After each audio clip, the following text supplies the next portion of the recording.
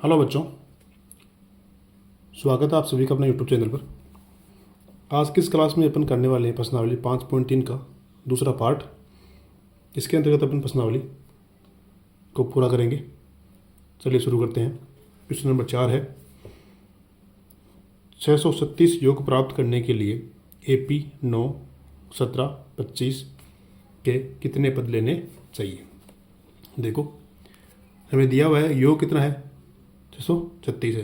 तो अपने यहाँ लिखेंगे पहले तो जो आपको दिया है, क्या दिया हुआ आपको, SN, जो को अपन किससे कर लिखते हैं, SN से। ठीक है, AP दी हुई है 9, 17, 25। इसमें देखो प्रथम पद आपके पास दिया हुआ है कितना है, 9 है। और अपन यहाँ से सार्वधातुक निकाल लेंगे। D कैसे निकालेंगे, D होगा A2 माइनस A1 से, A2 माइनस A1।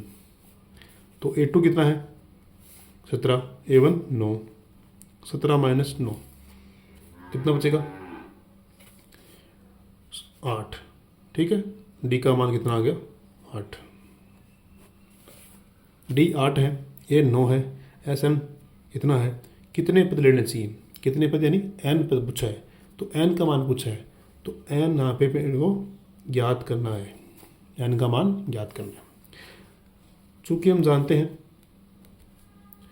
योगफल का सूत्र क्या होता है, SN बराबर N/2 2A plus N minus 1 into D।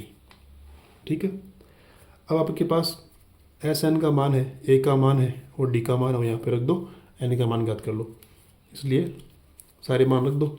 SN कितना है 636, N का मान ज्ञात करना है, N/2 2A प्रथम पद है 9 प्लस N का मान निकालना है, D है 8। 636 दो यहाँ बट्टा में है, इधर आएगा गुणा में हो जाएगा, N 9 दूनी 18 प्लस 8 को अंदर गुणा करोगे तो 8N माइनस के 8। इसको गुणा नहीं करना, रहने दो इतना ही, क्योंकि बाद में काटने में दिक्कत आएगी। N 18 में से 8 गया तो 10 प्लस 8। ठीक है, अब इस N को अपन अंदर गुणा करेंगे तो देखो N गुणा 10, 10N प्लस 8N गुणा N, 8N स्क्वायर। ठीक है, अब यहाँ पे देखो इस पूरी में है ना 2 का भाग लग रहा है। 2 का भाग यहाँ 2 से 2 कट जाएगा, 10 में 2 का भाग जाएगा 5 बार, 8 में 2 का भाग जाएगा 4 बार। तो पूरी में अपन 2 का भाग लगा देंगे तो क्या बन जाएगी, यहाँ से 2 कटेगा, देखो 2 का भाग दिया, इसमें 2 का भाग दिया, इसमें 2 का भाग दिया। आप लिख भी सकते हो 2 का भाग देने पर, तो ये 2 से 2 कट जाएंगे और यहाँ पे ये 5 बार और ये 4 बार। ठीक है, तो यहाँ क्या बच गया 636 और यहाँ पे 5N और 4N स्क्वायर। तो भाग देने पर आपके पास ये इक्वेशन आ गई। अब इसको अपन उधर भेज देंगे, 5N plus 4N square plus का उधर जाएगा तो माइनस का, इधर कुछ नहीं बचा, क्या बचा 0। अब पहले लिखेंगे अपन 4N स्क्वायर, बाद में 5N माइनस 636 बराबर 0। ये बन गई द्विघात समीकरण। अब द्विघात समीकरण को अपन कैसे सॉल्व करते हैं, टुकड़े करके। तो पहले अपन को इस प्रथम पद को अंतिम पद से गुणा करना है, तो गुणा करो, कितना आएगा 636 को गुणा करते हैं 4 से, 6 चौके 24 2, 4 3 12 और 2 14 और 1, 4 चौके 24 1 25, कितना आया 2544। अब हमें इसके टुकड़े ऐसे करने हैं 2 भागों में कि गुणा करने पर तो यह आ जाए और यहाँ माइनस का है, घटाने पर 5 आए। तो बड़ी संख्या है तो इसके लिए अपने को इसका अभाज्य गुणनखंड करना पड़ेगा। तो पहले अपन इसमें 2 का भाग देंगे, कितनी बार गया 2 एकम 2, 2 दूनी 4, 2 7 14, 2 दूनी 4, फिर 2 का देंगे, 2 6 12, 2 तिया 6, 2 6 12, 2 का दो, 2 तिया 6, 2 एकम 2, 2 8 16, 2 का दो, 2 एकम 2, 2 5 10, 2 9 18। अब 2 का नहीं जाएगा, अब देखो 3 का भाग, 9 और 5 14 और 1 15, 15 योगफल हो रहा है तो 15 में 3 का भाग जाता है। 3 का नियम यही है कि अंकों के बल को योग में 3 का भाग लगाते हैं तो पूरे में 3 का भाग जाता है। 3 5 15, 3 3 9, 53 एक अभाज्य संख्या है तो इसमें किसी का भाग नहीं जाएगा, 53 का ही भाग जाएगा, वो भी एक बार। ठीक है, अब अपने को गुणा करना है इनको। वो गुणा करने पर देखना है कि घटाने पर 5 आए। देखो 2 दूनी 4, 4 दूनी 8, 8 दूनी 16 और 16 तिया 48। इन सबको अपने गुणा किया, कितना आया? 48 आया। ये कितना है? 53। अब देखो 53 में से अपन घटाएंगे 48, कितना बचेगा? 53 में से 48 गया तो 5 बच रहा है। 5 वो भी प्लस का है तो यहाँ पर भी प्लस का आ रहा है। इसका मतलब क्या हुआ? 2 टुकड़े हो गए अपने पास, 53 और 48।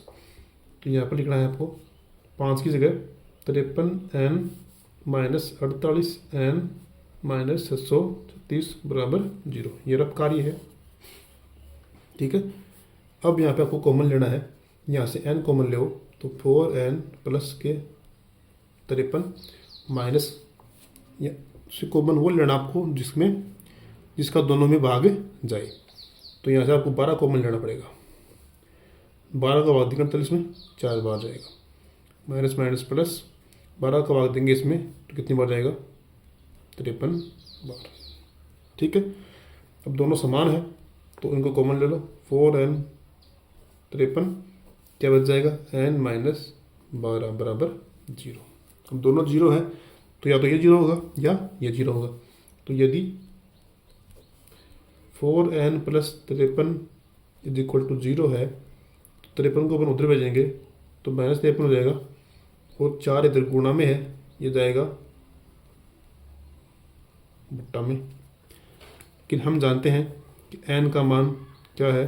कभी ऋणात्मक नहीं होता है तो ये तो अपन नहीं लेंगे। अब अपन देखें यदि n माइनस 12 बराबर 0 आए तो 12 उधर जाएगा तो प्लस का 12 हो जाएगा। ठीक है, तो n का मान क्या आ गया? प्लस के 12। ये अपना आंसर है। ये नहीं लेना है क्योंकि इसमें आंसर माइनस में आ रहा है, हमें लेना है प्लस में। अगला क्वेश्चन है 5 नंबर। किसी एपी का प्रथम पद 5 है, अंतिम पद 45 है और योग दे रखा 400, पदों की संख्या और सार्वंतर ज्ञात करो। तो हमें क्या दे रखा है? तो पहले वो लिखते हैं अपन जो कि अपने को दिया है। प्रथम पद दिया हुआ है, इसका मतलब ये दिया हुआ है 5। अंतिम पद 45 है तो अंतिम पद को अपन लेते हैं an से। अंतिम पद कितना है? 45। जब भी अंतिम पद पूछे दिया हुआ हो तो उसको अपन an से लिखते हैं। अंतिम पद 45 है और योग है 400, यानी योग मतलब Sn। सबका योग कितना है? 400। पूछा क्या है? पदों की संख्या, मतलब n का मान पूछा है और सार्वंतर और d निकालना है। n का मान निकालना है और सार्वंतर का मान निकालना है। तो हमें क्या दे रखा है? योग दे रखा है, अंतिम पद दे रखा है और प्रथम पद दे रखा है। तो मैंने आपको एक सूत्र बताया था, जब आपको अंतिम पद दिया हो तो उसको कैसे निकालते हैं? Sn बराबर n/2 a प्लस an। प्रथम पद दिया होता है, अंतिम पद दिया होता है तो अपन ये सूत्र काम में लेते हैं। Sn दिया है 400, n का मान ज्ञात करना है।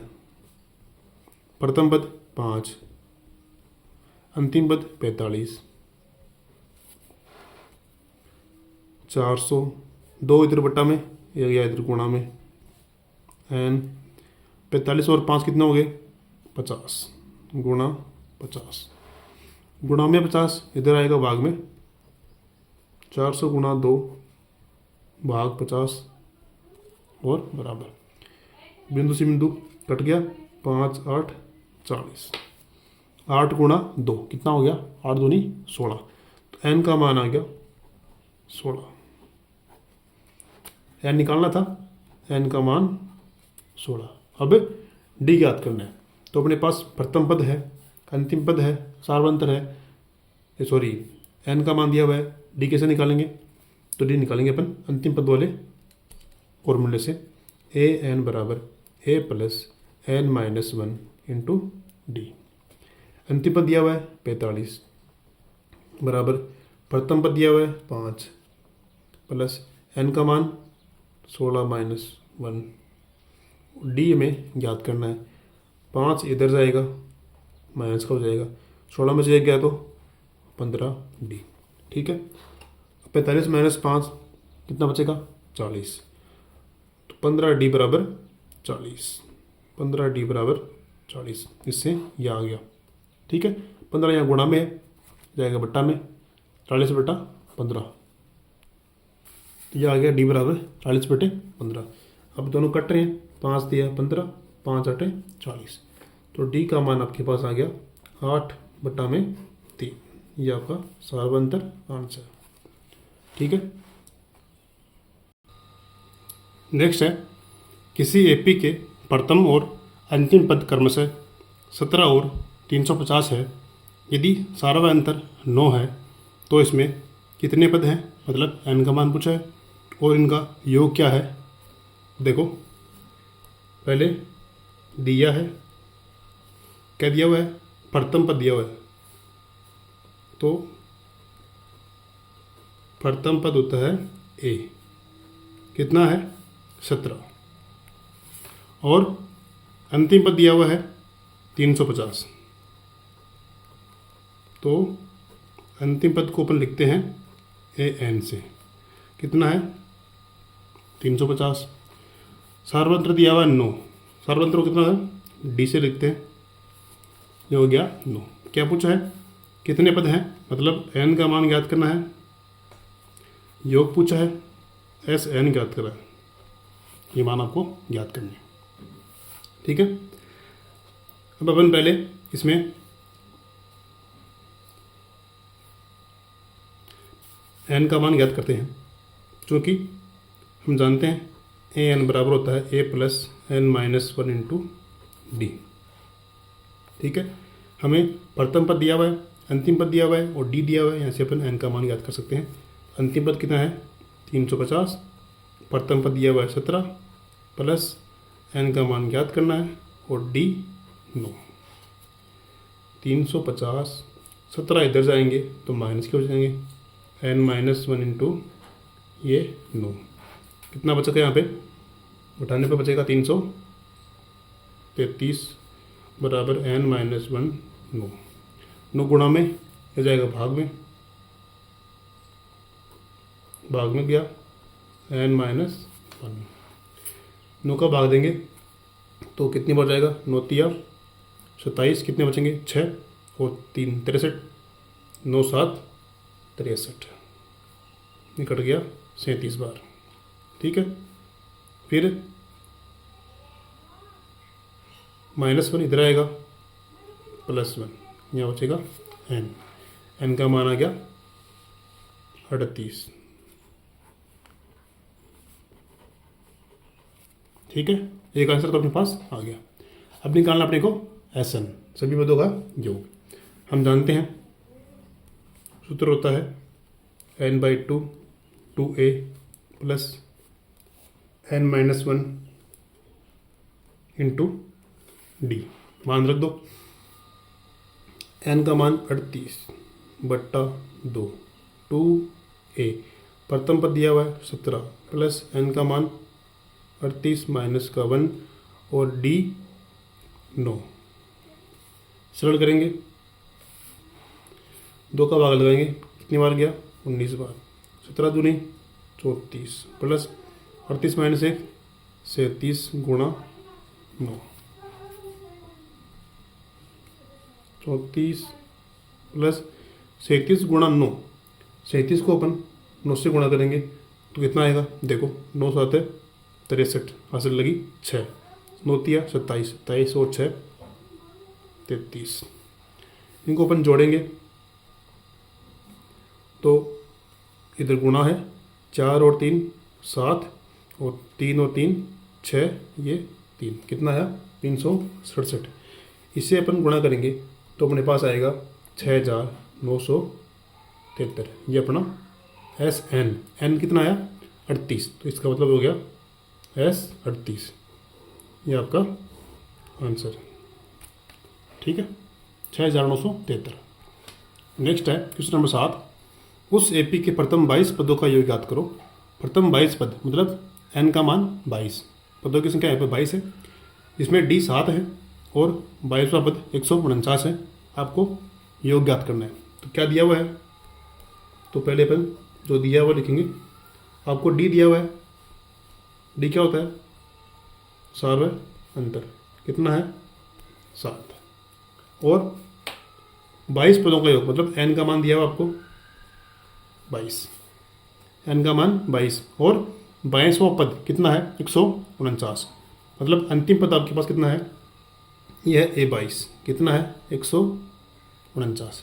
इसको अपन अंतिम पद भी बोल सकते हैं, क्योंकि हमें दिया हुआ है 22 पदों का योग याद करना है, 22वां पद हमें दिया हुआ है 149, इसका मतलब ये क्या है, अंतिम पद कितना है 149 है। हमें क्या करना है, 22 पदों का योगफल ज्ञात करना है। तो देखो A22, तो A22 को अपन कैसे लिखेंगे, A + 21 D, बताया हुआ आपको 149। ठीक है, अब यहाँ पर अपने पास D का मान कितना है 7 है, यहाँ लिख देंगे D की जगह 7 बराबर 149, गुणा करेंगे 7 एकम 7, 7 दूनी 14, 147 बराबर 149। ए का मान निकालेंगे, इसको उधर भेजेंगे, घट जाएगा, ए का मान कितना आएगा 2, ए का मान 2। अपने पास ए का मान आ गया, अंतिम पद दिया हुआ है। ठीक है, हमें क्या करना है, 22 पदों का योग निकालना है। तो अपने पास सूत्र है एस एन बराबर n/2 A + A n। आपको अंतिम पद दिया होता है, प्रथम पद दिया है। ठीक है, n का मान दिया हुआ है, तो अपने को ये सूत्र काम में लेना है। n का मान कितना है 22, S 22, n का मान 22, प्रथम पद निकाला 2, अंतिम पद आया 149। सरल करेंगे, 2 का भाग देंगे, कितनी बार गया 11 बार, 149 से 2 151। यहाँ कोष्टक लगा, कोष्टक का मतलब गुणा होता है, गुणा कर दो इनको, तो S 22 आपके पास आएगा, 11 एकम 11, हंस लगी 1, 11 5 55, 1 56, हंस लगी 5, 11 एकम 11, 11 और 5 16, कितना आ गया 1661, S 22, मतलब 22 पदों का योग पर कितना हो गया 1661। ठीक है, देखो नेक्स्ट है, उस एपी के प्रथम 51 पदों का योग याद करो जिसके दूसरे और तीसरे पद क्रम से 14 और 18 है। क्या क्या दिया हुआ आपको, प्रथम 51 पद मतलब n का मान दिया हुआ आपको, n कितना है, n बराबर 51, और दूसरे पद, दूसरा पद कितना है A2, दूसरा और तीसरा पद है 14 और 18, तो A2 कितना है 14 है, और तीसरा पद कितना है A3 18 है। ठीक है, आपको 51 पदों का योग ज्ञात करना है, मतलब S 51 आपको ज्ञात करना है। ठीक है, चलो शुरू करते हैं। A2 14 है, तो इसको अपन लिखेंगे A + D से। A3 तो यहाँ पर लिखेंगे A + 2D से, ये 18। ठीक है, तीसरा पद है तो हमें 1 D कम लेना है, दूसरा पद है यहाँ पर भी 1 D कम लेना है।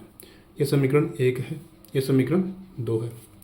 समीकरण 1 व 2 से, समीकरण 1 व 2 से लिखो इनको, A + D बराबर 14 और A + 2D बराबर 18। देखो दोनों के चिन्ह समान है, तो ये कैसे कटेंगे, इनको हमें घटाना पड़ेगा। घटाएंगे तो सभी के चिन्ह बदल जाएंगे, ये प्लस का है माइनस का हो जाएगा, ये प्लस वाला माइनस का, ये प्लस वाला माइनस का। तो अपन ने क्या किया, इनको घटाया है, तो यहाँ पर लिख देना है घटाने पर। ठीक है, तो ये कट जाएंगे, यहाँ बचेगा 2D माइनस का प्लस का D, माइनस का D बचेगा 1, माइनस के 18 प्लस के 14 माइनस के 4, और ये माइनस माइनस क्या हो जाएगा, प्लस का हो जाएगा। D का मान आ गया 4। अब D का मान 4 आया, उस डी के मान को अपन समीकरण 1 में रखेंगे, यहाँ से ए का मान निकालेंगे। देखो अपने पास ए प्लस डी है, कितनी है 14, डी अपने पास आया 4 बराबर 14, 4 उधर जाएगा 14 माइनस 4, ए का मान कितना आएगा 10। अपने पास ए का मान 10 आ गया, डी का मान 4 आ गया। यहाँ पे आप लिख लेना लाइन कि डी का मान समीकरण 1 में रखने पर, ठीक है। ए है, डी है, अब अपन आसानी से H51 ज्ञात कर सकते हैं। तो हमें योगफल ज्ञात करना है, सूत्र होता है n/2 2a plus n minus 1 into D. n का मान अपने पास है 51, 2a, ए अपन ने अभी निकाला, कितना a 10, n का मान 51 और डी अपन ने ज्ञात किया 4, ठीक है। S 51 बट्टे 2, 10 दूनी 20, 51 माइनस 1 50, 50 इंटू 4, 20 प्लस गुणा करेंगे तो 200, जोड़ेंगे तो 220 और इनको अपन काटेंगे, 2 का भाग देंगे, 2 एकम 2, 2 एकम 2 और 110 बार। इसको अपन गुणा करेंगे तो अपने पास ये आएगा 56 10, 5610। तो अपने पास S 51 आ गया 5610, ये आपका आंसर। गुणा इनको कर लेना। नेक्स्ट क्वेश्चन है, यदि किसी एपी के प्रथम 7 पदों का योगफल 49 है और प्रथम 17 पदों का योगफल 289 है, तो इसके प्रथम n पदों का योगफल ज्ञात करो। तो पहले अपन जो दिया हुआ है वो लिखेंगे। अपन क्या क्या दिया हुआ है, तो आपको दिया हुआ है प्रथम 7 पदों का योगफल S7 लिखेंगे अपन 49, और प्रथम 17 पदों का योगफल S17 बराबर 289। अब इन दोनों से अपन सरल करेंगे और हमें n का मान क्या करना है, प्रथम n पदों का योगफल ज्ञात करना है। तो आपको यहाँ पे Sn ज्ञात करना है। देखो अपन क्या दिया हुआ है, S7 बराबर 49, ठीक है। तो पहले अपन इससे सरल करेंगे, तो अपने पास एक समीकरण आएगी। देखिए अपन सूत्र लगाते हैं, Sn बराबर n/2 2a plus n minus 1 into D, ये वाला। हमें S7 दिया हुआ, मतलब n का मान कितना है 7 है, तो n का मान 7 है, यहाँ पे भी n का मान 7 रखना है। 2a आपको प्रथम पद दिया हुआ नहीं है, और यहाँ पे n का मान 7 है, और जो d है वो भी आपको ज्ञात करना है, ठीक है।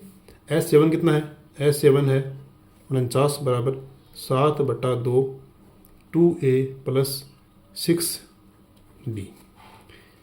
49 ये भाग में इधर आएगा गुणा, ये गुणा में इधर आएगा बट्टा में, बराबर 2a प्लस 6d। ये कट जाएगा, 7 को 7 से 49 कट जाएगा 7 बार, कितना बचा 7 दूनी 14 बराबर 2a प्लस 6d।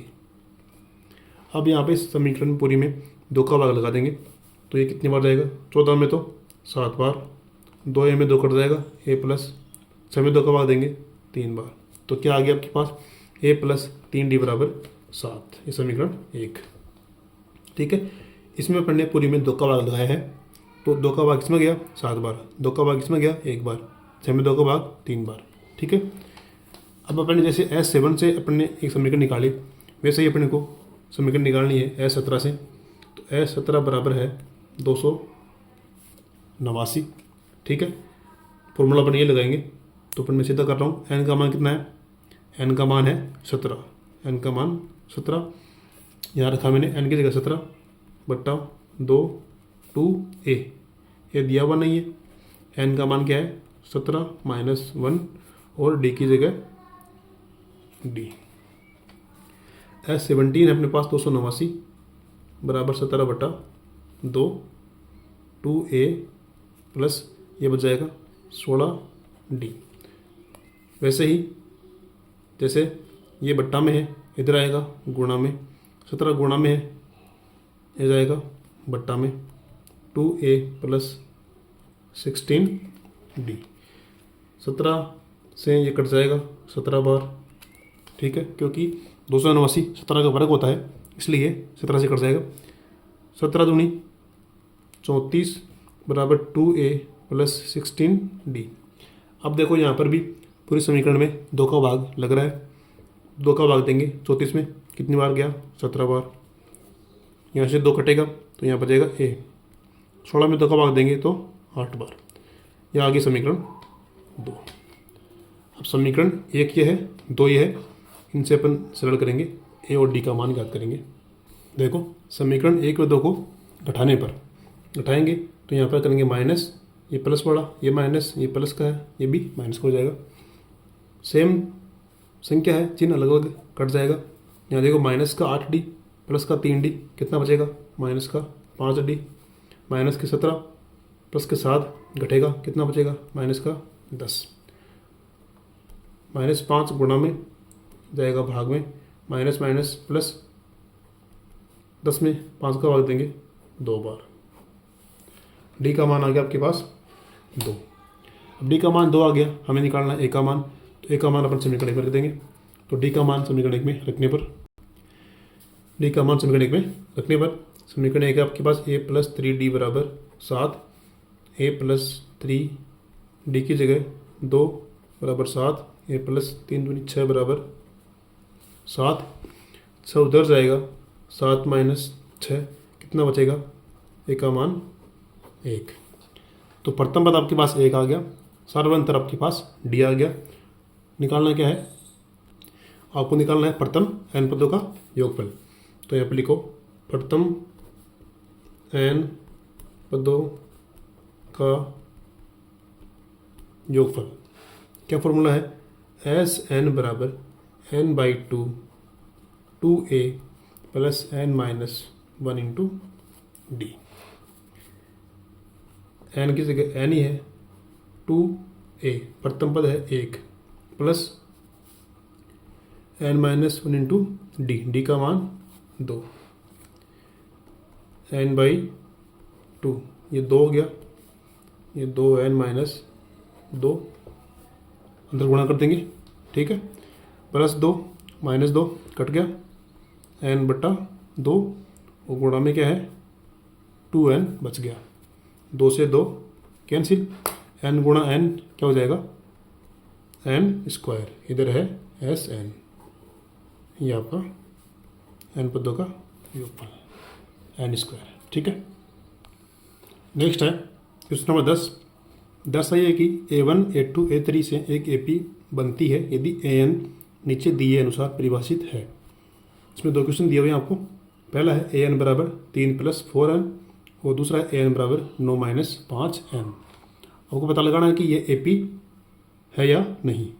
देखो an दिया हुआ है 3 प्लस 4n, तो अपन यहाँ पर n की जगह पहले रखेंगे 1, फिर रखेंगे 2, फिर रखेंगे 3, उनसे मान याद करेंगे। तो देखो n की जगह अपन रखते हैं 1, 3 प्लस 4 गुणा 1 कितना हुआ, 4 एकम 4, a1 हुआ 7, तो प्रथम पद कितना आ गया 7 आ गया। अब अपन n की जगह 2 रखते हैं, तो ये हो जाएगा a2 3 प्लस 4 गुणा 2, a2 बराबर 3 प्लस 4 दूनी 8, a2 आ गया 11, मतलब दूसरा पद आ गया 11। अब अपन एक पद और निकालते हैं, तीसरा पद, n की जगह रखो 3,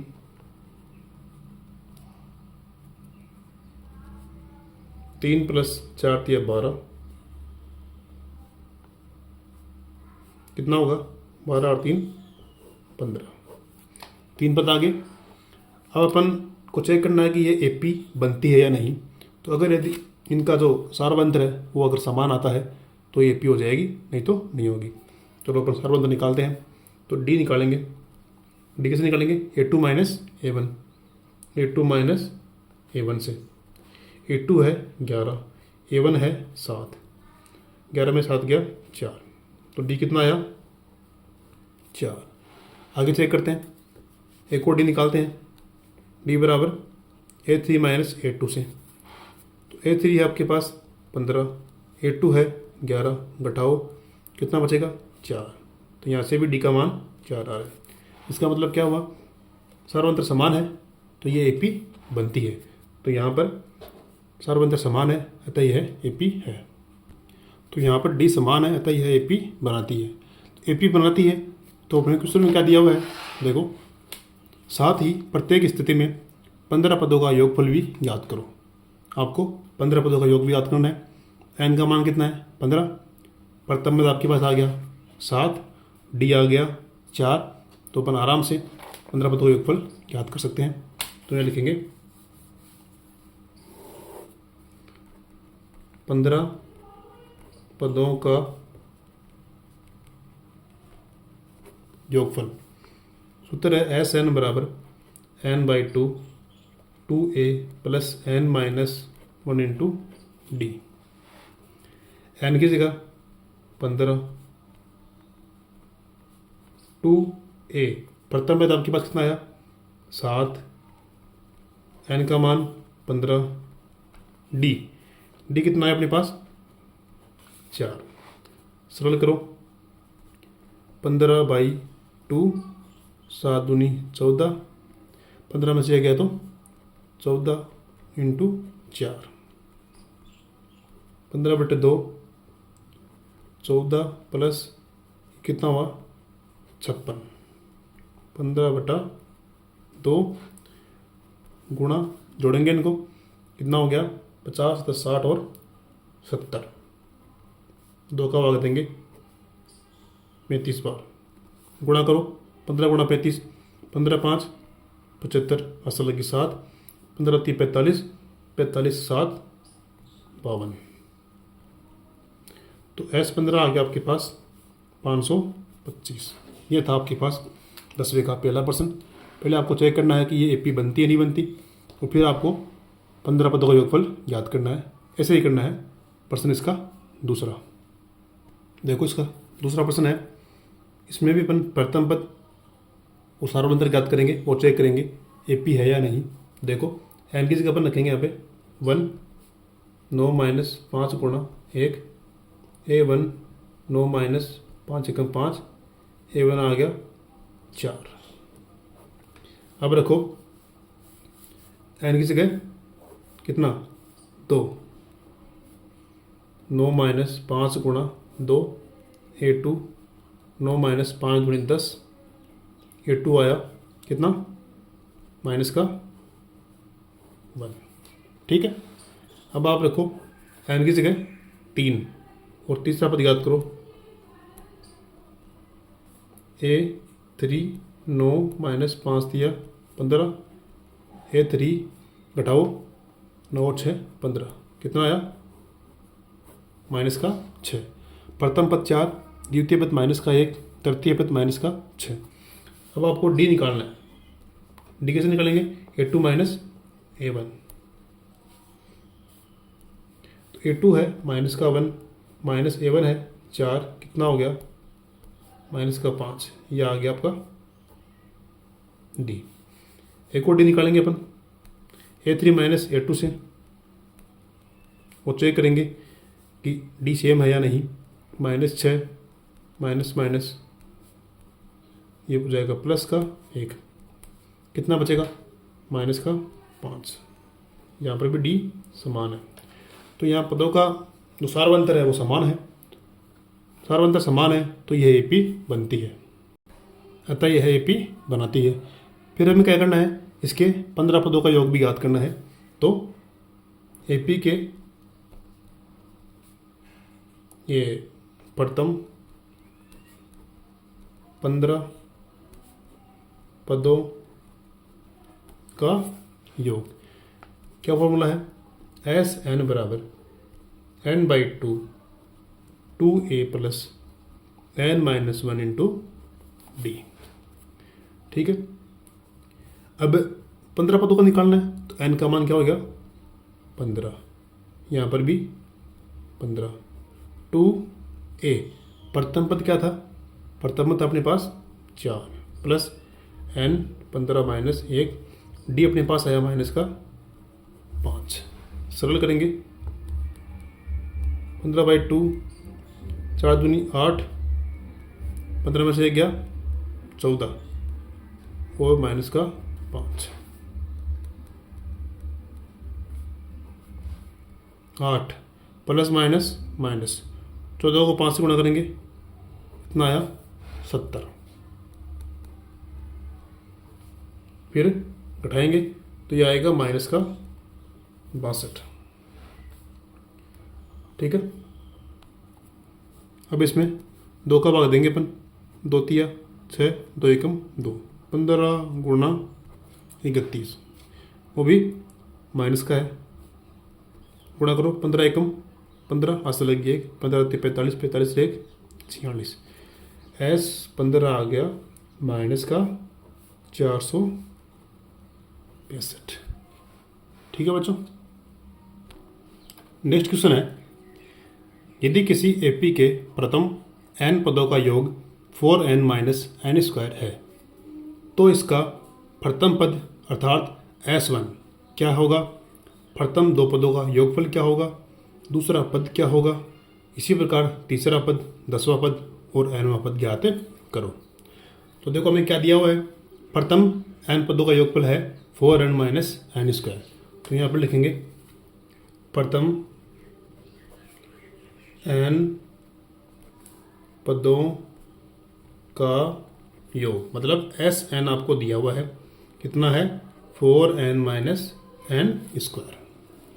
ठीक है, इसका प्रथम पद अर्थात S1 ये क्या है, तो देखिए एक एपी को अपन कैसे लिखते हैं, एपी होती है A1 A2 A3 ऐसे करके AN तक, ये होती है एपी, पहला पद, दूसरा पद, तीसरा पद। तो ये देखो हमें निकालना है S1, मतलब S1 ही का मतलब होता है पहले पद का योग, मतलब प्रथम पद का योग। तो प्रथम पद तो योग उतने होगा जितना प्रथम पद है, तो S1 बोलेंगे अपन, प्रथम पद को ही बोलते हैं S1, ये ध्यान रखना, यहाँ दिया हुआ ना प्रथम पद अर्थात S1, तो S1 बोल दो या A1 बोल दो, एक ही बात है। अब निकालना हमें S2, S2 का मतलब प्रथम 2 पदों का योगफल, तो क्या होगा A1 प्लस A2, है ना। अब निकालना आपको अगर S3, तो S3 क्या होगा, प्रथम 3 पदों का योगफल, यानी A1 plus A2 plus A3, ऐसे निकालते हैं अपन, है ना। S3 यानी प्रथम 3 पदों का योगफल, S2 का मतलब प्रथम 2 पदों का योगफल, S1 का मतलब जो प्रथम पद है वही S1 होता है। ठीक है, तो यहाँ पर आपको प्रथम, इसका प्रथम पद क्या होगा वो निकालना आपको। प्रथम पद कैसे निकालेंगे, देखो S1, यहाँ पर अपन को n की जगह 1 रखना पड़ेगा, तभी अपने पास प्रथम पद आएगा। देखो अपन रखते हैं n बराबर 1, तो 4 n की जगह 1 माइनस n की जगह 1 का स्क्वायर, S1 4 एकम 4 माइनस 1 का वर्ग 1, तो आपके पास S1 आ गया 3। ठीक है, और जो S1 है उसी को बोलते हैं अपन प्रथम पद, ये आपको ध्यान रखना है। जो S1 होता है वही क्या होता है, प्रथम पद होता है। अब अपन निकालते हैं S2, n की जगह 2 रखो, तो S2 n की जगह 2 रखेंगे, माइनस 2 का स्क्वायर, 4 दूनी 8, 2 का वर्ग 4, 8 में से 4 गया तो 4, S2 आ गया आपके पास 4, मतलब प्रथम 2 पदों का योगफल कितना आ गया 4। देखो हमें पूछा भी यही है, प्रथम 2 पदों का योग कितना होगा, तो कितना आया 4। S2 का मतलब प्रथम है 2 पदों का योगफल। अब S2 कितना है, S2 होता है, हम जानते हैं प्रथम 2 पदों का योगफल होता है, अभी मैंने आपको बताया था। देखो यहाँ पे S2 यानी प्रथम 2 पदों का योगफल, तो यहाँ पर लिख दिया S2 बराबर A1 प्लस A2। अब अपने पास S2 का मान कितना है 4 है, A1 कितना है 3 है, हमें निकालना है A2। क्यों, देखो पूछा भी अपने को यही है, दूसरा पद क्या होगा, है ना, क्या दिया हुआ है, दूसरा पद क्या है, तो अपन A2 लेंगे। तो हमें यहाँ से A2 निकालना है, तो 4 3 इधर आएगा, माइनस का हो जाएगा A2, 4 में से 3 जाए तो 1 बचेगा, तो अपने पास A2 आ गया 1। दूसरा पद आ गया आपके पास 1। अब देखो आपके पास दूसरा पद 1 है, ठीक है, और प्रथम पद कितना आया, वो कितना आया, 3 आया। प्रथम पद आपके पास, दूसरा पद आपके पास, तो आप सार्वंतर निकाल सकते हो। तो आपको निकालना है सार्वंतर, मतलब डी। कैसे करेंगे, A2 माइनस A1। A2 आपके पास 1 है, A1 आपके पास 3 है, कितना बचेगा, माइनस का 2। तो डी आपके पास माइनस का 2 आया। अपने डी क्यों निकाला, देखो प्रश्न में हमने क्या पूछा है, दूसरा पद क्या है तो निकाल लिया अपन ने। अब इसी प्रकार तीसरा पद, 10वां पद और nवां पद निकालना है, उसके लिए अपने को डी की आवश्यकता होगी। अब अपन निकालेंगे तीसरा पद। देखो A3 क्या होता है, A3 होता है A प्लस 2D। ए कितना है, तो प्रथम पद अपने पास 3 है, 2D का मान माइनस का 2 है, सरल करेंगे, प्लस माइनस माइनस 2 दूनी 4, कितना बचेगा, 3 माइनस 4 मतलब माइनस का 1।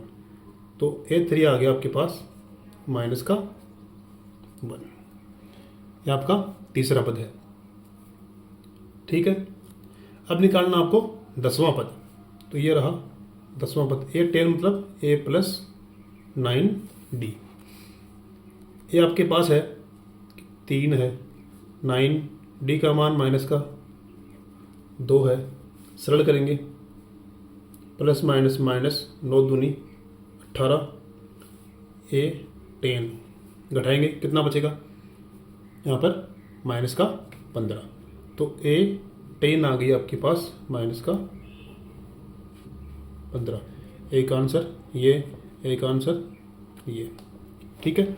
और दूसरा पद निकालना था, एक आंसर ये, S2 निकालना था, दो पदों का योगफल, S1 निकालना था, ये आपके आंसर आ गए। अब लास्ट पूछा इसमें, और nवें पद ज्ञात करो, मतलब nवां पद भी आपको ज्ञात करना है। तो nवें पद के लिए फॉर्मूला होता है an बराबर A plus n minus 1 into d, ठीक है। ए का मान आपके पास 3 है, n की जगह n, डी का मान आपके पास माइनस का 2 है, सरल करो, गुणा करो इसको, 2 को माइनस 2 से, माइनस का 2 n, माइनस माइनस प्लस का 2, 3 प्लस प्लस माइनस, ये क्या हो जाएगा, ये हो जाएगा माइनस, ठीक है। 2n प्लस प्लस ये रहेगा प्लस का 2, मतलब कोष्टक कटता है, अगर माइनस का है तो चिन्ह बदलता है, लेकिन बाहर क्या है, प्लस का है, तो ये चिन्ह रहेगा जो अंदर है। कितना बचेगा, 3 और 2 हो जाएगा 5, माइनस का 2n, यह आ गया आपके पास nवें पद का मान, 5 माइनस 2n। तो इस प्रकार से अपन क्वेश्चन नंबर जो है 11 करेंगे, ठीक है। देखो नेक्स्ट है, ऐसे प्रथम 40 धन पूर्णांकों का योग ज्ञात करो जो 6 से विभाज्य है, मतलब जिनमें 6 का भाग जाता है। तो बताओ एपी क्या बनेगी, जिनमें 6 का भाग लगता हो, प्रथम 40, तो पहली संख्या कौन सी जिसमें 6 का भाग जाता है, तो पहली संख्या है 6, दूसरी हो जाएगी 12, तीसरी 18, ऐसे ये चलता रहेगा। तो ये एक एपी बन जाएगी। अब देखो यहाँ पर अपने पास प्रथम पद क्या है, प्रथम पद ए है 6, डी कितना है, A2 माइनस A1, डी आया 12 माइनस 6, यानी डी बराबर 6। डी आपके पास 6 प्रथम पद, बी 6, और ऐसे प्रथम 40 धन पूर्णांक, मतलब ऐसे कितने मान है, 1 2 3 4, कितने मान है, 40 मान है। तो n का मान कितना है, n का मान 40 है। क्या निकालना आपको, प्रथम 40 धन पूर्णांकों का योग आपको निकालना है, S 40। तो कैसे निकालेंगे, वही सूत्र है योगफल का, Sn बराबर n by 2a plus n minus 1 into D. यहाँ पर रखो आप n का मान 40 है, n का मान 40, 2a प्रथम पद 6, n का मान 40, d की जगह 6। इसको अपन सरल करेंगे, कितना आएगा, 2 का भाग दिया तो 20, 6 दूनी 12, 40 माइनस 1 39 गुणा 6, 20 12 प्लस को आप गुणा करो तो 6 9 54 का 4 हासिल लगी 5, 36 18 18 और 5 23, 20 गुणा जोड़ दो इनको तो ये हो जाएगा 246 और गुणा करने पर ही आ जाएगा 4920। ये आपका S40 मतलब प्रथम 40 पदों का योगफल क्या है, 4920। नेक्स्ट है 8 के प्रथम 15 गुणजों का योग ज्ञात करो। तो अपन ने अभी किया वैसे ही होगा। 8 के प्रथम गुणज मतलब 8 का जो पहाड़ा होता है वो अपन को लिखना है, प्रथम 15 संख्या होनी चाहिए। तो एक एपी बनती है इसमें 8 के बाद में 16, बाद में 24, ऐसे ये चलता रहता है। इनको बोलते हैं 8 के प्रथम, ये 8 के गुणज। अब देखो प्रथम पद कितना है 8, डी आएगा 16 माइनस 8 से डी आ गया 8। और प्रथम 15 गुणज है तो अपने पास जो है n का मान कितना है 15 है। मतलब ऐसे 1 2 3 4 5 6 ऐसे 15 मान है।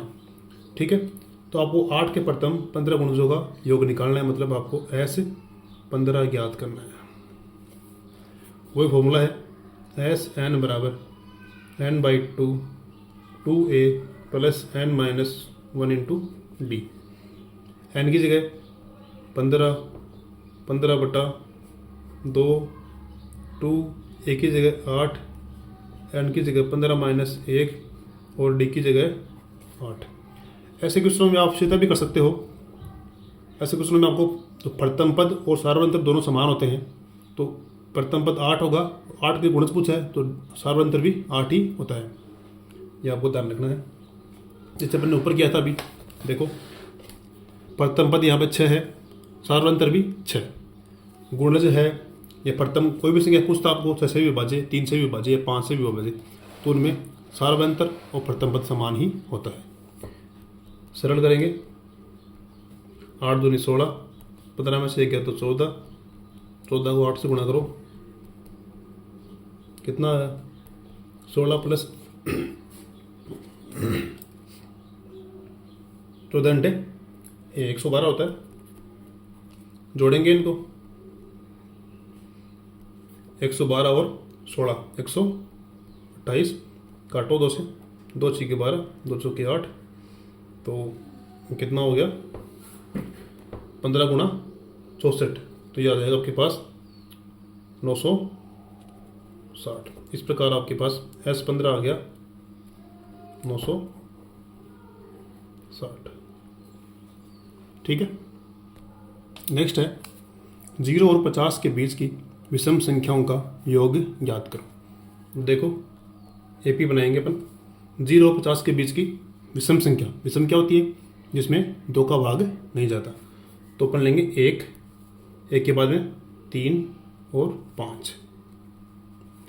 0 और 50 के बीच में लेनी है तो कौन सी हो जाएगी अंतिम संख्या 49, क्योंकि इसमें 2 का भाग नहीं जाता। तो ये बन गई अपनी विषम संख्या की एक एपी।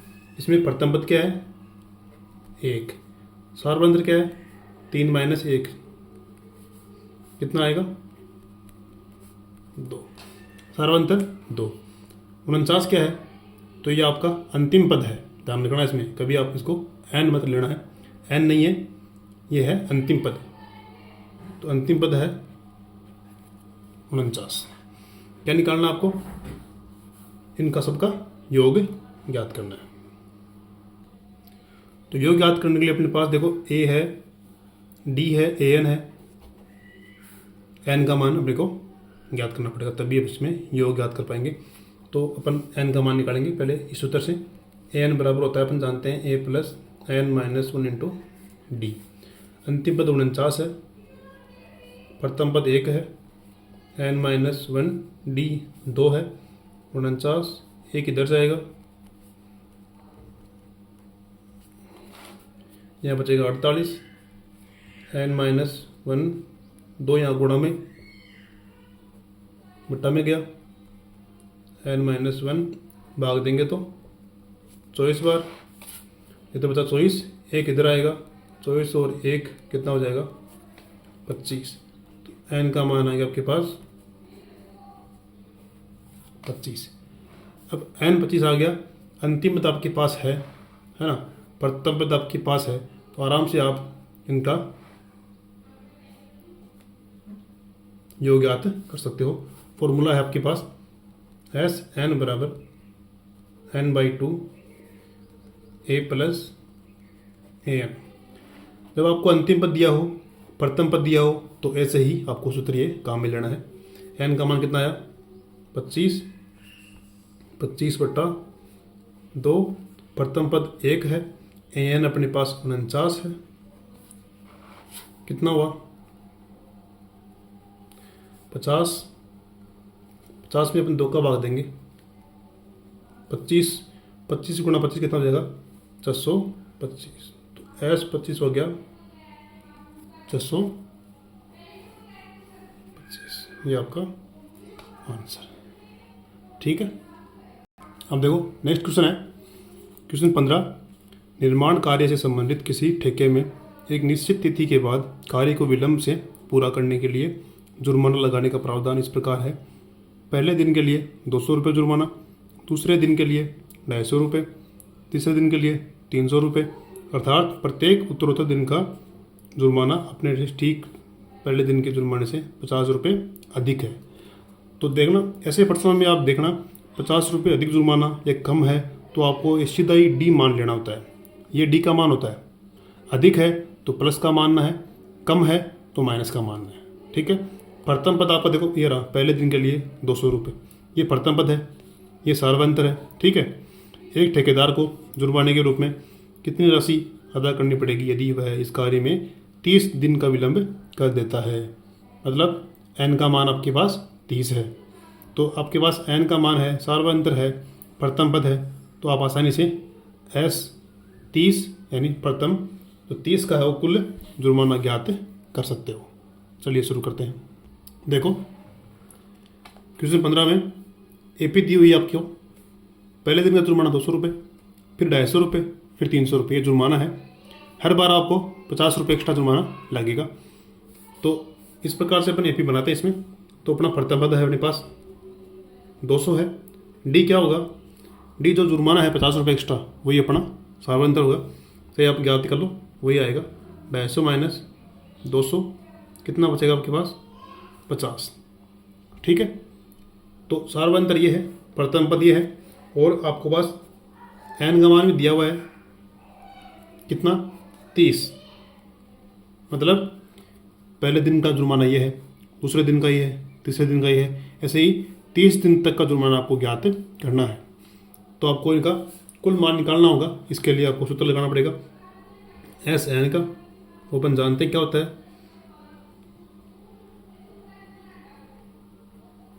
ठीक है, इसमें मान रखो एस एन की जगह 30/2, 2a प्रथम पद 200, n की जगह 30 माइनस 1, डी की जगह 50।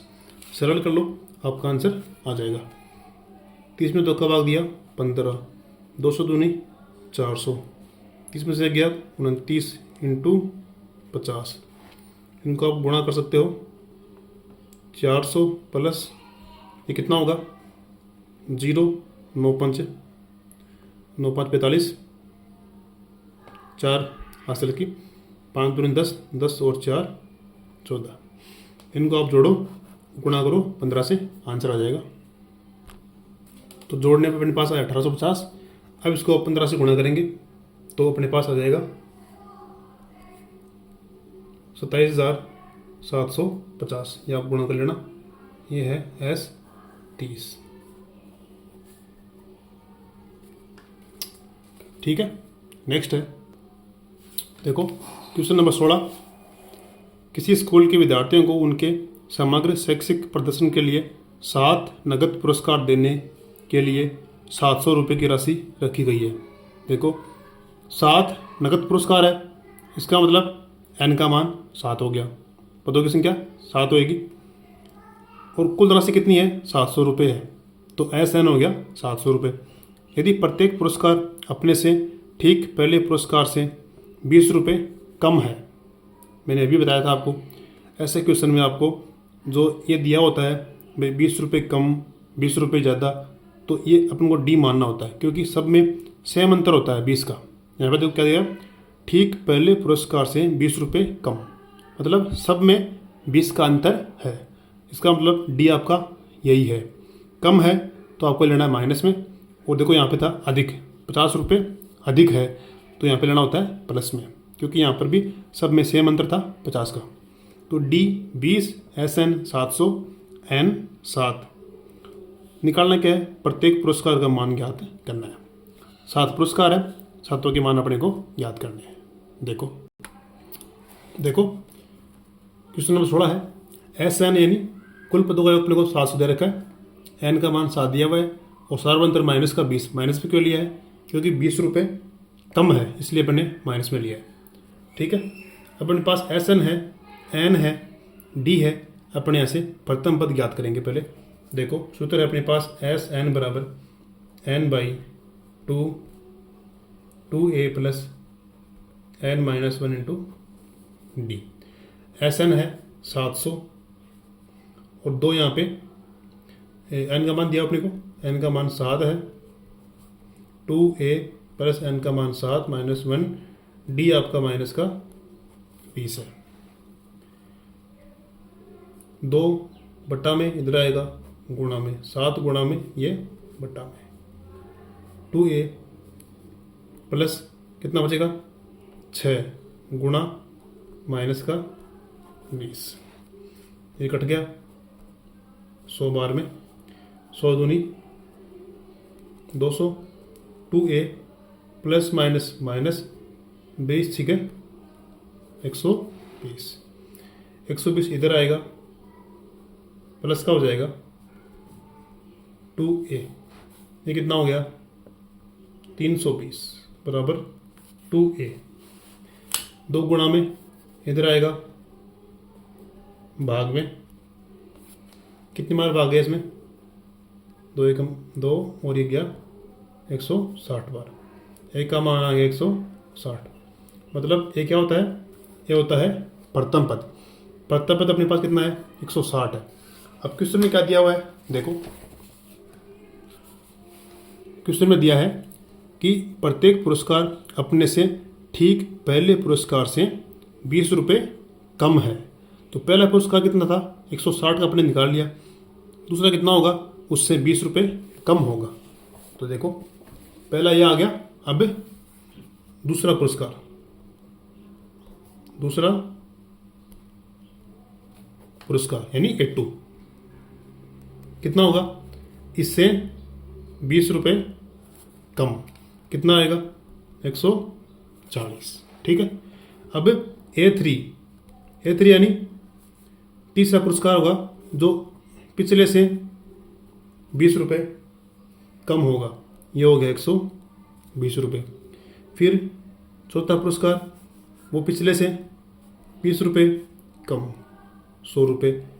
पांचवा पुरस्कार वो भी पिछले से 20 रुपये कम, कितना होगा 80 रुपये। छठा पुरस्कार पिछले से 20 रुपये कम, कितना हुआ 60 रुपये। और सातवां पुरस्कार पिछले से 20 रुपये कम, कितना हुआ 40 रुपये। तो ये आपके 7 पुरस्कार आ गए हैं। इस प्रकार से अपन क्वेश्चन नंबर 16 करने वाले हैं। ठीक है, अब देखो क्वेश्चन नंबर 17 है, एक स्कूल के विद्यार्थियों ने वायु प्रदूषण कम करने के लिए स्कूल के अंदर और बाहर पेड़ लगाने के बारे में सोचा। यह निर्णय लिया गया कि प्रत्येक कक्षा का प्रत्येक अनुभाग अपनी कक्षा की संख्या के बराबर पेड़ लगाएगा। उदाहरणार्थ कक्षा 1 का एक अनुभाग 1 पेड़ लगाएगा। ठीक है, 1 का 1 पेड़ लगाएगा। कक्षा 2 का 1 अनुभाग 2 पेड़ लगाएगा। ठीक है, कक्षा 3 का 1 अनुभाग 3 पेड़ लगाएगा। समझ गए ना आप? मतलब जितनी कक्षा है उतने ही पेड़ लगेंगे। पहले कक्षा में 1 अनुभाग 1 पेड़, दूसरी में 2 पेड़, तीसरी में 3 पेड़। इसी प्रकार से ऐसा कक्षा 12 तक के लिए चलता रहेगा। प्रत्येक कक्षा के 3 अनुभाग है, ये आपको समझना है। देखो कक्षा कितनी है? पूरी 12 है। पहली कक्षा, दूसरी, तीसरी, चौथी, ऐसे कितनी कक्षा है? 12 क्लास है। यहाँ दिया हुआ है प्रत्येक कक्षा का 3 अनुभाग है, तो इस कक्षा के 3 अनुभाग हैं और जितने कक्षा हैं उतने ही पेड़ लगेंगे। पहली कक्षा है तो इसमें 1-1 पेड़ लगेंगे, हर अनुभाग 1 पेड़ लगाएगा।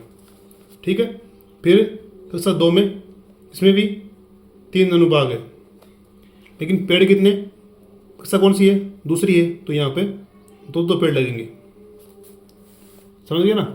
कक्षा 3 देखो, यहाँ पर भी 3 अनुभाग है, लेकिन पेड़ कितने? कक्षा कौन सी है? तीसरी है, तो हर अनुभाग 3-3 पेड़ लगाएगा, है ना? ऐसे देखो 12 कक्षा में अनुभाग 3 है, तो हर कक्षा में 12-12 पेड़, हर अनुभाग में 12-12 पेड़ लगेंगे। ठीक है, कक्षा तो ये हो गई। पेड़ कितने हो गए? पेड़ देखो पहली कक्षा में 3 पेड़ है, फिर 2, 4, 6, 3, 6, 9, ऐसे चलता रहेगा। लास्ट में 12, 24 और 36, ये कुल पेड़ लगेंगे। समझ गए ना? मतलब जो कक्षा है प्रत्येक अनुभाग उतने ही पेड़ लगाएगा। कक्षा पहली है तो हर अनुभाग 1-1 पेड़ लगाएगा। कितने हो गए? 3 पेड़। कक्षा 2 में भी 3 अनुभाग है, लेकिन पेड़ लगाएंगे 2-2, क्योंकि कक्षा कौन सी है? 2 है, तो 2-2 पेड़। कक्षा 3 में 3-3 पेड़। कक्षा 12 में 12-12 पेड़ लगेंगे। हर कक्षा में 3 अनुभाग है। ठीक है, तो श्रेणी बन गई आपकी 3, 6, 9, 12, कहाँ तक? 36 तक। फिर क्या करना है? विद्यार्थियों द्वारा लगाए गए कुल पेड़ों की संख्या कितनी होगी? कुल पेड़ ज्ञात करने हैं, इनका योगफल ज्ञात करना है। देखो देखो कक्षा कितनी है? कक्षाएं 1, 2, 3, कहाँ तक है? कक्षा 12 तक है। अब क्या दिया हुआ है? प्रत्येक कक्षा के 3 अनुभाग है, मतलब हर क्लास के 3 भाग हैं और हर अनुभाग कक्षा के अकॉर्डिंग पेड़ लगाएगा। तो पहले कक्षा में 3 भाग है, कक्षा पहली है तो 3 पेड़ लगेंगे। ठीक है, दूसरी कक्षा में 3 अनुभाग है, प्रत्येक अनुभाग 2-2 पेड़ लगाएगा, तो कितने हो गए? 6। ऐसे तीसरी में 9, ऐसे चलता रहेगा। कक्षा 12 में 36 पेड़ लगेंगे, है ना? तो हमें निकालना है कुल कितने पेड़ लगेंगे। कुल मान आपको ज्ञात करना है। देखो आपके पास यहाँ पे क्या दिया हुआ है? 3 है, ये प्रथम पद हो जाएगा। डी हो जाएगा 6 - 3, 3 डी हो जाएगा। और 36 क्या है? ये है आपका अंतिम पद। 36 क्या है? अंतिम पद। ठीक है, और 12 क्या है?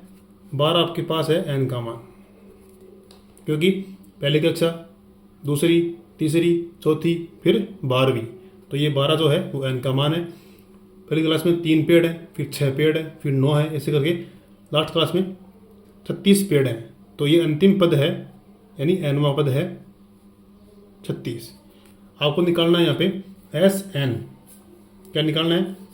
S N. एन कितना है? 12, यानी एस 12 ज्ञात करना है। कक्षा 12 तक कुल पेड़ कितने हैं वो आपको ज्ञात करना है। फॉर्मूला आपके पास एस एन बराबर n/2 2a plus n-1 into d. N की जगह 12 करना है, 2a ये 3 है, एन की जगह 12 है और डी की जगह 3 है। सरल करेंगे, 6 यहाँ पे 6, 12 में से 11, 11 11 तिया 33, 33 6 39, ये गुणा होगा तो गुणा होकर हो जाएगा 234। S12 आ गया आपके पास 234। देखना 6 9 54, असल की 5 36 18 5 23, 234 आपके पास आंसर आ गया। प्रथम 12 पदों का योगफल है। इस प्रकार से क्वेश्चन नंबर अपन 17 करेंगे। नेक्स्ट है क्वेश्चन नंबर 18। केंद्र ए से प्रारंभ करते हुए, देखो इसमें चित्र में देखो, यहाँ पे केंद्र है, यहाँ से प्रारंभ करते हुए बारी बारी से केंद्रों ए फिर केंद्र बी हो जाएगा को लेते हुए त्रिज्याओं 0.5 सेमी, 1 सेमी, 1.5 सेमी वाले उत्तरोत्तर अर्धवृत्तों को खींचकर एक सर्पिल बनाया गया है। ये देखो यहाँ पे अर्धवृत्त है, इसको नाम L1 दिया है, ये अर्धवृत्त है, आधा वर्त, ये L2 है, ये आधा वर्त है यहाँ से यहाँ तक, L3 यहाँ से लेके यहाँ तक आधा वर्त है। ठीक है, ऐसे एक सर्पिल बनाया गया है। 13 है क्रमागत अर्धवृत्त, ऐसे कितने हैं? पूरे 13 होंगे, L1 L2 L3 L13 तक। इस सर्पिल की कुल लंबाई ज्ञात करो। अब देखो अर्धवृत्त है, इसकी हमें लंबाई ज्ञात करनी है, तो लंबाई ज्ञात करते हैं तो हमें परिमाप ज्ञात करना होता है, हमें परिधि ज्ञात करनी होती है। तो इसकी लंबाई क्या होगी? इसकी परिधि होगी। ऐसे ही इसकी लंबाई इसकी परिधि होगी। और नीचे दिया हुआ है संकेत, केंद्रों ए बी वाले अर्धवृत्तों की लंबाइयाँ अपने को L1 L2 L3 L4 ये माननी है। मतलब पहले अर्धवृत्त का परिमाप होगा, उसको अपन L1 मानेंगे, दूसरे के लिए L2 मानेंगे। ठीक है, चलो इसको करते हैं, बहुत ही सरल प्रश्न है। देखो हमें ये दिया हुआ है, पहले R1 है, पहले त्रिज्या कितनी है? 0.5 सेमी, R2 है 1 सेमी, R3 है 1.5 सेमी, N का मान 13। किससे लिया अपन ने? देखो ये त्रिज्या यहाँ से शुरू होती है 0.5, 1, 1.5, तो पहली त्रिज्या होगी 0.5, दूसरी 1, तीसरी ये, चौथी ये, मतलब 13 वर्तों की है, अर्धवृत्तों की सबकी त्रिज्या दे रखी है हमें, सब में 0.5 का अंतर है, तो अपना D हो गया 0.5 और 13 क्रमागत अर्धवृत्त, तो N का मान हो गया 13। ठीक है, और पाई का मान लेना आपको 22/7। हमें इसकी सर्पिल की पूरी लंबाई ज्ञात करनी है। अब देखो अपन पहले अर्धवृत्त की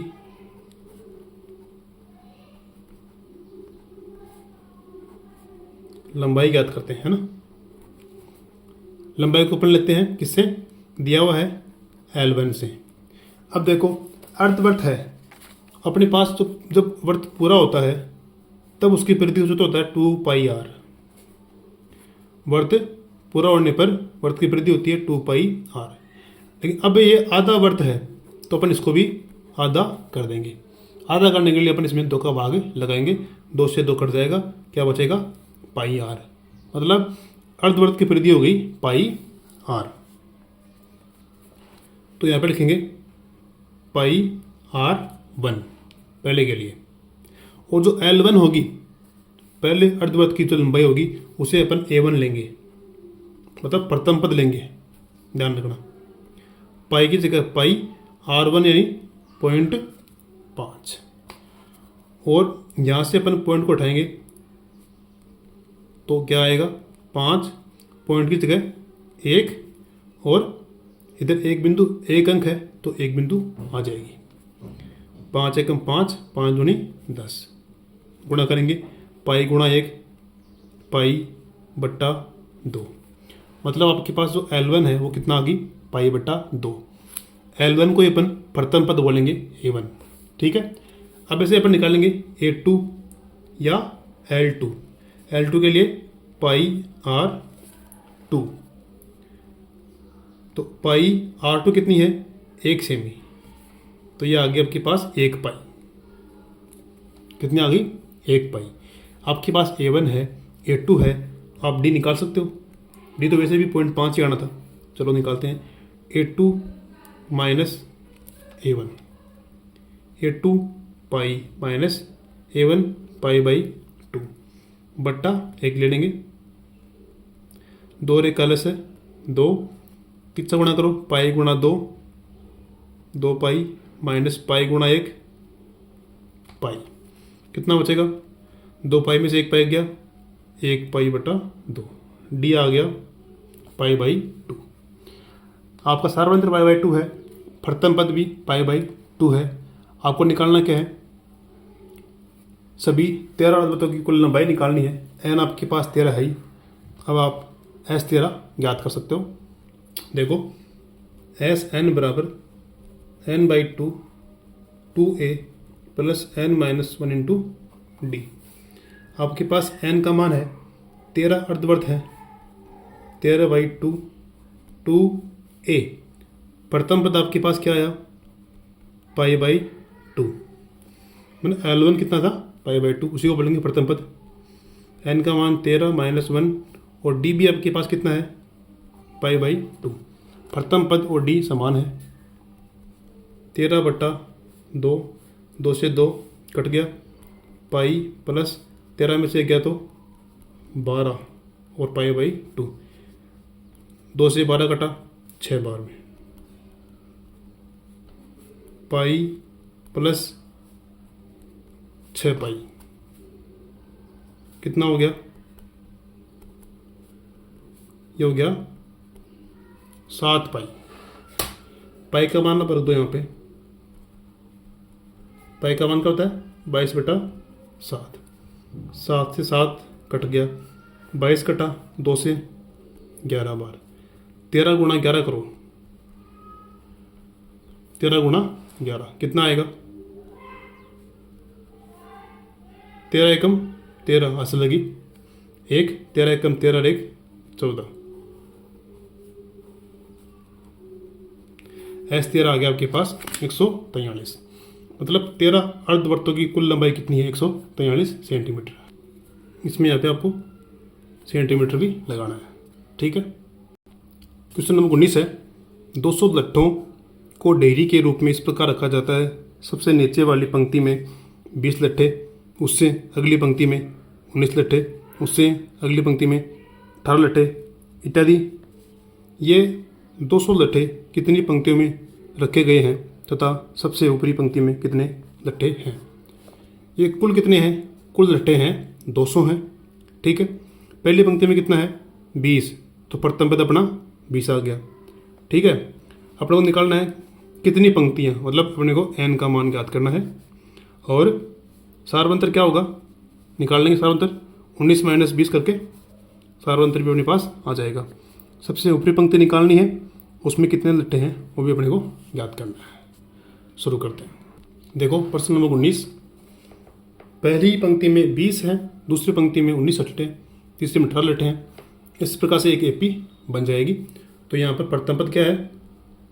20 और सार्वंतर 19 माइनस 20 कितना आएगा? माइनस का 1। और अपने को दे रखा है कुल लट्ठे कितने हैं? 200 हैं। तो इसका मतलब अपने पास SN दिया हुआ है 200। तो यहाँ पर अपने पास SN दिया हुआ है 200 लट्ठे। कुल कितने हैं? 200 लट्ठे। सूत्र लगाएंगे अपन, SN बराबर n by 2 2a plus n minus 1 into D. अब सारे मान यहाँ पे सूत्र में रख दो। SN कितना है? 200, n का मान ज्ञात करना है, प्रथम पद है 20, n ज्ञात करना है, d है माइनस का 1। सरल करेंगे इसको, 20 दूनी 40, गुणा करेंगे इसको माइनस का n और ये माइनस माइनस प्लस का हो जाएगा। इधर है 200, 2 यहाँ भाग में है, इधर जाएगा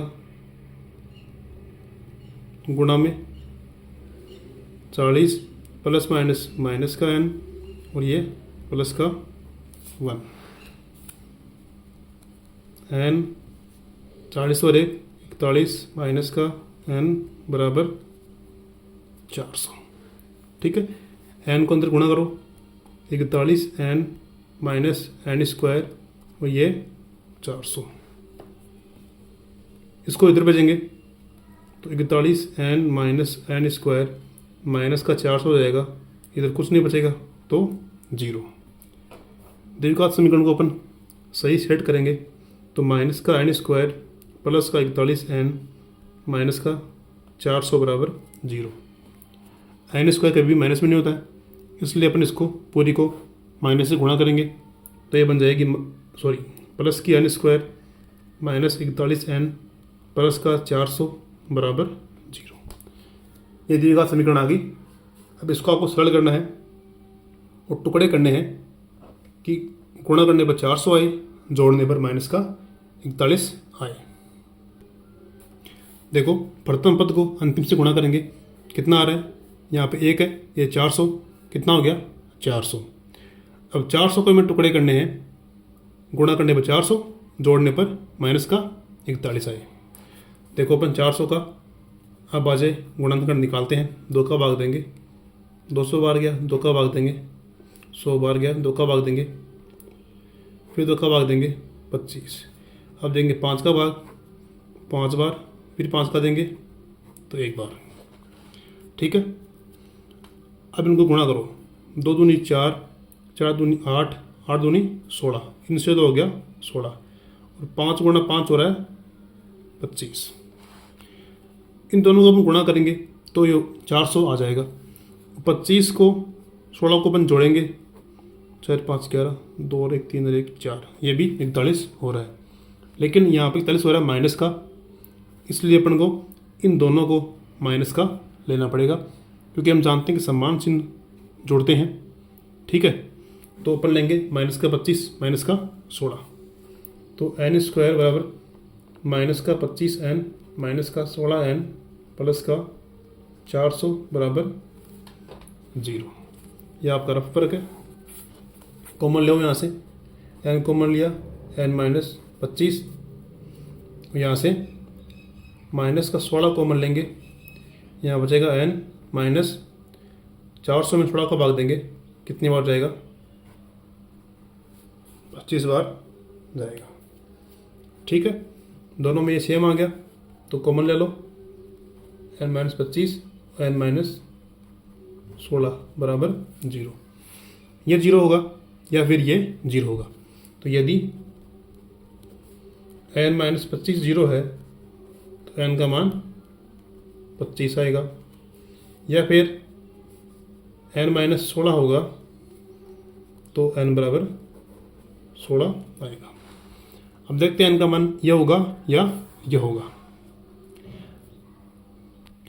अगर अपन मानते हैं कि n का मान 25 है, मतलब कुल पंक्तियाँ कितनी है 25 है। जैसे पहली पंक्ति में कितने लट है 20 लट हैं, दूसरी पंक्ति में 19, फिर 18, 17, ऐसे करके मानते हैं अपन की लास्ट की पंक्ति कौन सी है, ये 25 भी है ना। तो हमें निकालना है 25वीं पंक्ति में कितने लट्ठे हैं, ये A25 है, यानी A प्लस 24D यही होता है।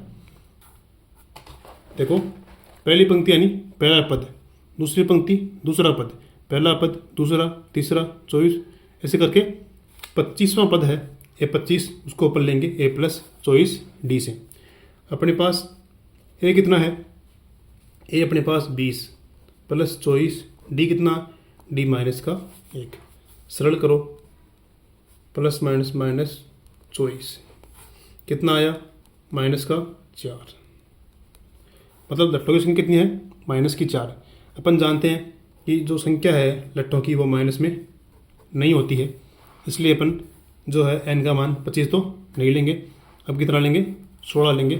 तो n का मान 16 लेने पर A 16 यानी A प्लस 15D। प्रथम पद आपके पास 20 है, 15D का मान माइनस का 1 है, 20 प्लस माइनस माइनस 15, कितने बचे 5। मतलब ये है कि कुल पंक्तियाँ कितनी होगी लट्ठों की 16 होगी, और 16वीं पंक्ति में कितने लट्ठे होंगे 5 लट्ठे होंगे। अतः 200 लट्ठे हैं वो 16 पंक्तियों में रखे जाएंगे और 16वीं पंक्ति में 5 लट्ठे होंगे, मतलब 16वीं पंक्ति जो होगी वो सबसे अंतिम पंक्ति होगी। अब है अंतिम क्वेश्चन। एक आलू दौड़ में प्रारंभिक स्थान पर एक बाल्टी रखी गई है जो पहले आलू से 5 मीटर की दूरी पर है तथा अन्य आलुओं को एक सीधी रेखा में परस्पर 3 मीटर की दूरियों पर रखा गया है। इस रेखा पर 10 आलू रखे गए हैं। आकृति 5.6 देखो, यह आकृति है, यह बाल्टी है। पहला आलू 5 मीटर की दूरी पर है, फिर प्रत्येक आलू में 3 मीटर की दूरी है। तो अपने को आलू उठाना है और बाल्टी में डालना है। देखो, प्रत्येक प्रतियोगी बाल्टी से चलना प्रारंभ करता है। यहाँ से शुरू करते हैं। निकटतम आलू को उठाती है, उसे लेकर वापस आकर दौड़कर बाल्टी में डालती है। दूसरा आलू उठाने के लिए वापस दौड़ती है, उसे उठाकर वापस बाल्टी में डालती है और वह ऐसा तब तक करती रहती है जब तक सभी आलू बाल्टी में न आ जाए। इसमें प्रतियोगी को कुल कितनी दूरी तय करनी पड़ेगी। देखो, मान लीजिए यहाँ पे पहला आलू है, यहाँ से अपन शुरू करेंगे तो यहाँ से अपन चलेंगे यहाँ तक, तो पहले होगी 5 मीटर की दूरी, फिर वापस आएंगे तो वही दूरी दोबारा तय करनी पड़ेगी। तो गए तब भी 5 मीटर, वापस आए तब भी 5 मीटर, तो कितनी होगी? पहले आलू के लिए दूरी होगी 10 मीटर की। फिर शुरू करेंगे वापस यहाँ से लेके यहाँ तक आएंगे तो 5 और 3, ये भी 3 भी शामिल हो जाएगा। 5 और 3 8 मीटर की दूरी पर ने पहले चक्कर में तय करी। फिर वापस जाएंगे तो वही 8 दोबारा तय करेंगे। 8 जाने में 8 ही आने में, तो कितनी होगी? 16। ऐसे ही दोबारा 5 और 3 8, 8 और 3 11 मीटर जाने में, 11 मीटर वापस आने में, कितनी होगी? 22 मीटर। तो ऐसे अपन को अंतिम आलू तक चलना है और आलू को उठा लेना, बाल्टी में डालना है। तो कुल दूरी कितनी होगी वो आपको ज्ञात करनी है। देखो, अंतिम प्रश्न है। अपने पास एपी आएगी 10, 16, 22। ये कैसे आई? देखो, अपन ने पहले दूरी तय करी।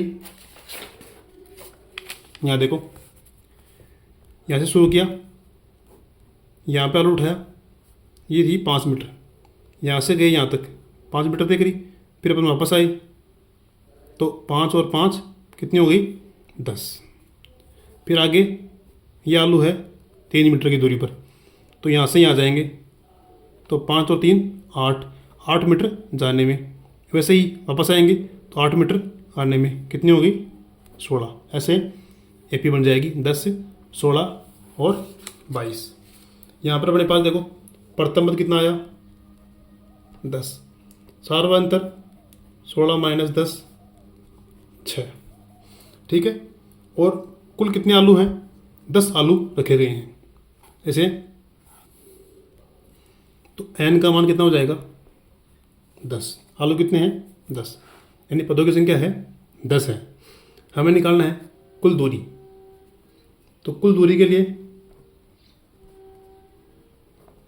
एस एन बराबर n/2 2a plus n-1 into D.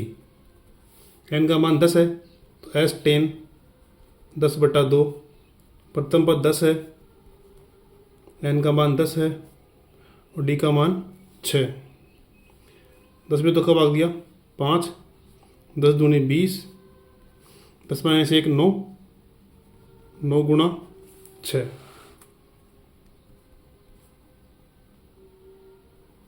20 plus 9 6 54। 5 गुणा, जोड़ो इनको, ये हो गया 74। गुणा करो, 5 के 20, असल लगी 2, 5 7 35 और 2 37। तो ये 10 आलुओं को उठाने में उनको कुल दूरी तय करनी पड़ेगी। 370 दूरी है, तो ये मीटर में। ठीक है, ये आपका आंसर आ गया। यहाँ पर आपकी प्रश्नावली पूरी होती है। वीडियो कैसा लगा? अच्छा लगा तो दोस्तों के साथ शेयर करें, कमेंट करें। यदि चैनल पर नए तो चैनल को सब्सक्राइब जरूर करें। मिलते हैं अगली वीडियो में, तब तक के लिए जय हिंद, जय भारत।